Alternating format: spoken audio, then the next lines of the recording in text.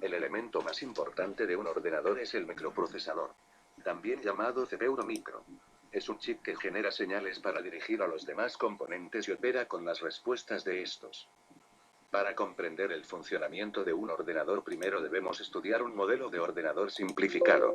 Será un modelo similar a los ordenadores de 8 bits de los años 80. Supondremos que nuestro ordenador tiene un micro y un único chip de memoria de 64 kilobytes. La memoria podemos considerarla una serie de celdillas, cada una compuesta de un byte, es decir, 8 biestables. Cada byte puede almacenar un número entero sin signo entre 0 y 255. Estas celdillas van numeradas con una dirección de memoria. El rango de direcciones de memoria van de 0 a 65.535, ya que su rango es de 16 bits, son 2 elevado a 16 combinaciones, 65.536 combinaciones. Un chip de memoria RAM soporta dos operaciones, de lectura y de escritura. Para comprender cómo se comunican unos chips con otros necesitamos conocer algunas nociones básicas de electrónica digital. Debes saber que un chip recibe señales y las envía por medio de unas patillas metálicas o pines metálicos que están soldados a la placa del circuito. Estas patas pueden estar únicamente en dos niveles de tensión diferentes, elegidos por convenio, que son 0 voltios y 5 voltios en los ordenadores actuales. De los pines del chip de memoria, los que interesan son los cuatro siguientes. 1. Pin de chip enable. 2. Pin de lectura-escritura. 3. Pines de direcciones. 4. Pines de datos. Cuando un circuito externo al chip de memoria, por ejemplo el micro, desea obtener el byte contenido en una determinada posición de memoria, sigue los cuatro pasos. 1. Pone el pin llamado chip enable a nivel alto para habilitar la memoria mediante el pin de memory request del procesador. 2. Pone el pin de lectura-escritura a nivel alto para indicar que es lectura. 3. Transmite la dirección por los pines de dirección. 4. Espera unos nanosegundos, es decir, un ciclo, y recoge el dato por los pines de datos. El micro es capaz de realizar esos procesos de leer y escribir en memoria principal debido a que tiene los siguientes pines. Pines de datos, pines de direcciones, pin de memory y request que se conecta al pin chip enable de memoria. Los buses son de tres tipos: datos, direcciones y control. El número de líneas del bus se llama anchura del bus. El micro tiene unos registros donde guarda los datos que recibe de memoria principal. Los registros son agrupaciones de biestables que permiten almacenar datos temporalmente. Estos registros se pueden usar a modo de celdillas de memoria para almacenar valores. No se numeran, cada registro tiene un nombre en lugar de dirección. El tamaño de los registros suele ser común a todos y se denomina anchura de palabra del micro. Cuando se dice que un micro es de 8 bits, de 16 bits o de 32 bits, lo que se indica es el ancho de palabra del micro. Habitualmente coincide con la anchura del bus de datos. Un micro está diseñado de manera que puede reconocer ciertos números como instrucciones que indican alguna tarea concreta. Estas instrucciones forman el conjunto de instrucciones del procesador. Las instrucciones se construyen usando bytes, en algunas un solo byte y en otras hasta 6 o 7. El primer byte de una instrucción se denomina código de operación y especifica si es una suma, una resta, un movimiento de datos, etc. Una serie de instrucciones forman un programa ejecutable por el microprocesador directamente. Los ficheros .exe y .com son programas ejecutables. Estos programas están escritos en binario. Para el programador el código binario es complicado, por eso se creó el lenguaje ensamblador que da nombre a las instrucciones binarias. Para usar el ensamblador se necesitan programas que traducen el código ensamblador a código máquina. Este tipo de programas se llaman ensambladores. En los PC los más usados son Turbo Assembler de Borland, Network Assembler Libre y Microsoft Assembler. El programa que se quiere ejecutar debe estar en memoria principal para que la CPU acceda a él. El micro tiene que nuestro modelo idealizado de ordenadores de 16 bits en sus registros. La dirección de memoria de la instrucción siguiente a ejecutar se almacena en el registro IP, puntero de instrucción. En algunos ordenadores más modernos se llama CP, contador de programa. El micro siempre repite la misma tarea que se llama ciclo de instrucción o ciclo de procesador. Las personas que se dedican a saltarse los códigos de registros de programas se denominan crackers. El objetivo de un buen cracker consiste en instalar fácilmente una aplicación protegida mediante registro. Las técnicas básicas que se pueden utilizar son las siguientes. Buscar los datos de registro válidos dentro del código. Cambiar las condiciones de validación. Reescribir el proceso de validación entero. Entender la lógica de validación para generar datos de registro. Para usar estas técnicas se debe conocer el lenguaje ensamblador. Para acceder a las entrañas de un programa se desensambla el ejecutable. Otra opción es descubrir el código fuente de ese programa y usar un desensamblador específico para ese tipo de lenguaje de programación. Antes de nada hay que entender algunas nociones básicas sobre la arquitectura de los ordenadores. Podemos definir un ordenador como una máquina electrónica capaz de procesar datos y ofrecer resultados. Un ordenador también puede llevar a cabo cálculos matemáticos. La arquitectura de estas máquinas se basa en la arquitectura Harvard para los smartphones y la arquitectura von Neumann para ordenadores personales. La arquitectura von Neumann dio lugar a la arquitectura 8086 que dio lugar a los Pentium que dieron lugar a los actuales PC. La arquitectura von Neumann divide un ordenador en 4 partes fundamentales: CPU, memoria principal, periféricos entrada y salida, y buses que conectan todo. La unidad central de proceso, CPU, se subdivide en la ALU y la UC. La unidad aritmético-lógica es la que hace las operaciones lógicas y aritméticas. La unidad de control se encarga de mantener el flujo de ejecución de la CPU. Escribe instrucciones en memoria y las lee de memoria directamente. Busca la instrucción siguiente a ejecutar.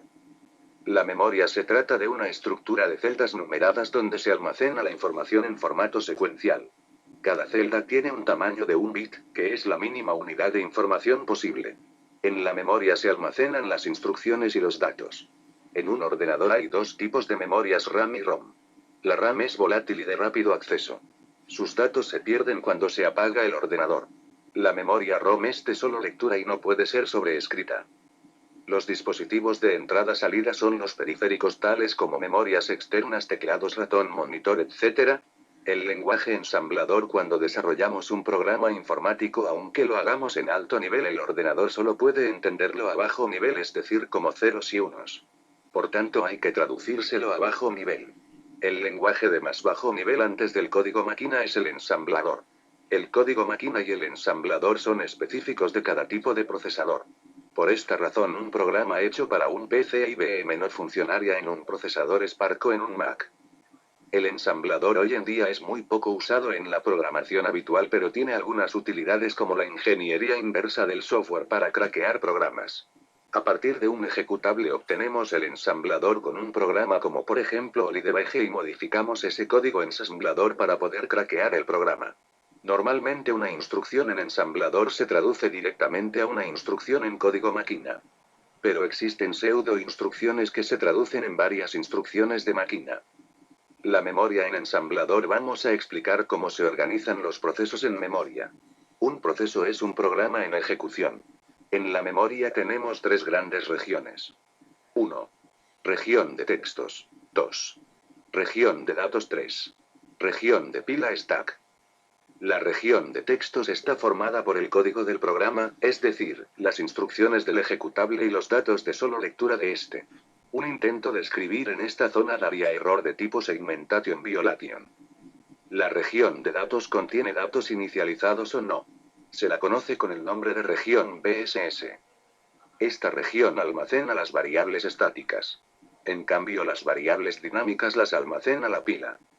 En la pila se almacenan los trasvases temporales por llamadas a funciones. También se llaman variables automáticas. Conocimiento básico de la pila. La pila es en términos generales una estructura de datos LIFO donde el último en entrar es el primero que sale. Para llevar a cabo las operaciones de entrada y salida, el ensamblador tiene 2 funciones push y pop. Push pone una palabra en la pila y pop la quita. La región de la pila tiene varias funciones importantes. Una de ellas es que cada vez que se ejecuta una función, la pila controla que al terminar se vuelva al flujo principal de ejecución en el lugar donde se quedó. En la cabecera de la pila hay un segmento llamado SP, Stack Pointer, que es el puntero de pila y apunta a la parte superior. La pila es ajustada automáticamente por el núcleo del sistema operativo. Esto lo realiza push y pop, aumento y decremento de la pila, que se crean cuando se llama a una función. Pop saca de la pila la información indicada por SP. Los registros son estructuras de almacenamiento de datos que hay dentro del procesador. No van numerados como la memoria, sino que son pocos y tienen un nombre. En las arquitecturas modernas el tamaño de los registros es de 32 o 64 bits. En las antiguas de 16 bits. Hay varios tipos de registros según su propósito. Hay registros de propósito general y de propósito específico. Los registros de propósito general se utilizan para manipular datos. Son AX, BX, CX y DX. El registro EAX, Extended AX, se denomina acumulador y su uso es obligatorio en operaciones de multiplicación como uno de los dos operandos. También en las operaciones de división. Se descompone en dos partes de 16 bits, la menos significativa se llama AX. A su vez esta se descompone en dos subregistros de 8 bits que son AH y AL. Se pueden usar estos registros de 8 bits cuando sea necesario. Esta descomposición también se produce en EBX, ECX y EDX. El registro ECX tiene la misión especial de contador en bucles. En los 80-86 los registros eran de 16 bits, en los 83-86 se extendió su tamaño y se les antepuso la E de Extended. Estos registros ya eran de 32 bits. A partir del 85-86 se denominaron Pentiums. Los registros de segmento, los registros internos tenían 16 bits y las direcciones del bus de direcciones eran de 20 bits. Para poder usar todo el ancho del bus se hizo la segmentación, que consiste en usar dos registros de 16 bits para obtener una dirección. El primer registro se multiplica por 16 y se le suma el registro de desplazamiento.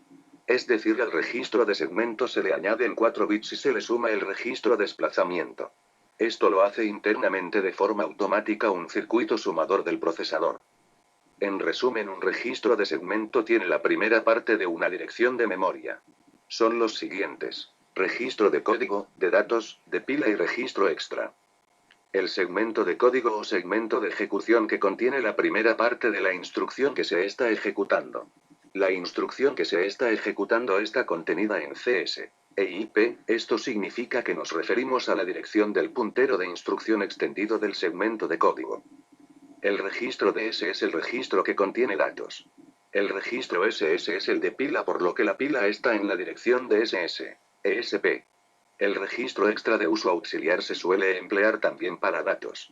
El registro puntero de instrucción. La forma de saber lo que tiene que hacer nuestro procesador en cada ciclo del mismo es por medio del registro llamado puntero de instrucción. Dicho registro indica al procesador dónde se encuentra la siguiente sentencia a ejecutar. Realmente lo que contiene el registro puntero de instrucción no es la propia instrucción, sino que es la dirección donde está dicha instrucción.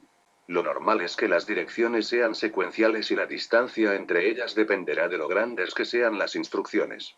Pero además existen instrucciones de salto de tipo jump, JMP, que también son conocidas como de bifurcación. Estas instrucciones cambian el orden secuencial.